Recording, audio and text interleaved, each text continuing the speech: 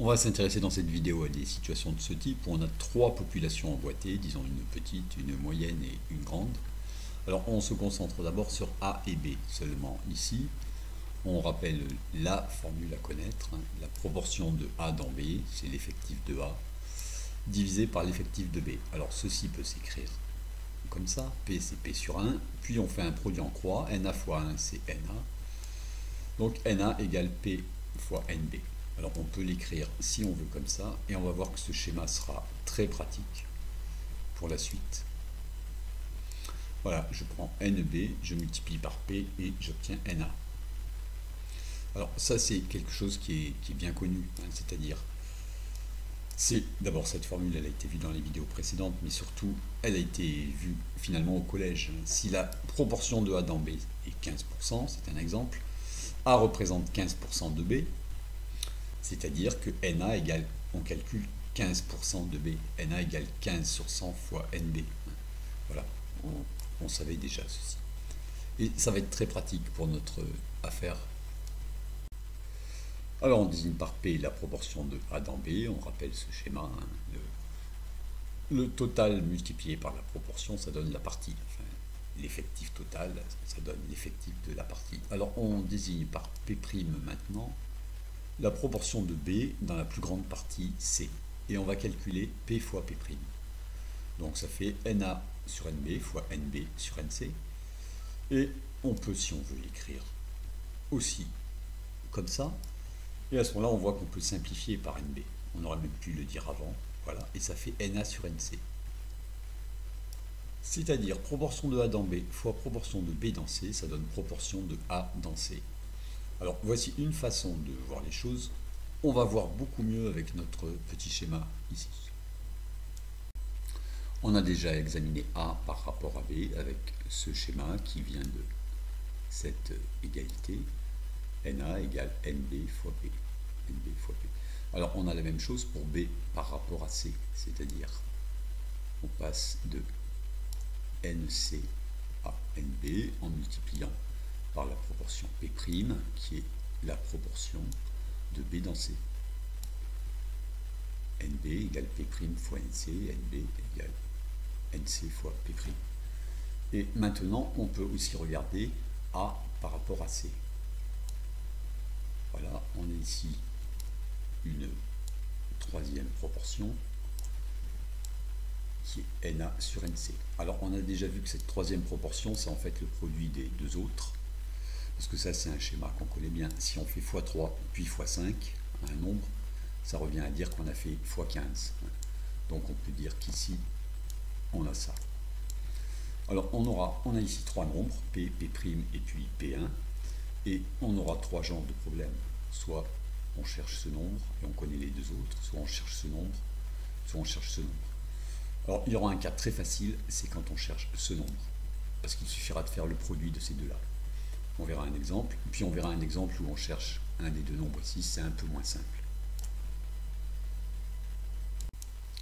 Premier exemple, dans un lycée, 40% des élèves sont en terminale, donc on s'intéresse au terminal par rapport au total des élèves d'un lycée, et 15% de ceux qui sont en terminale sont inscrits à l'UNSS, voilà, au sport scolaire.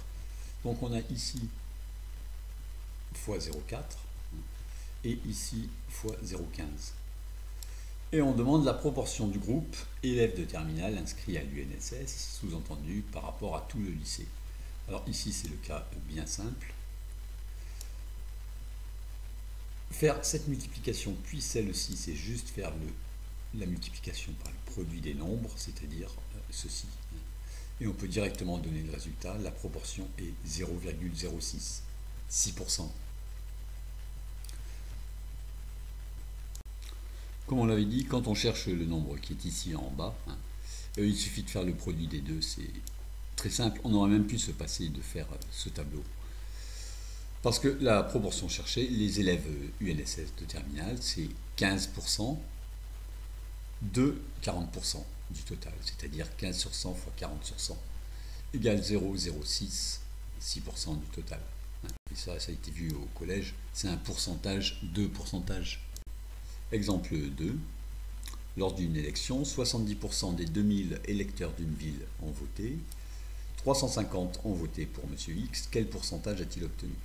Alors quand on parle de pourcentage des voix, c'est toujours par rapport aux votants.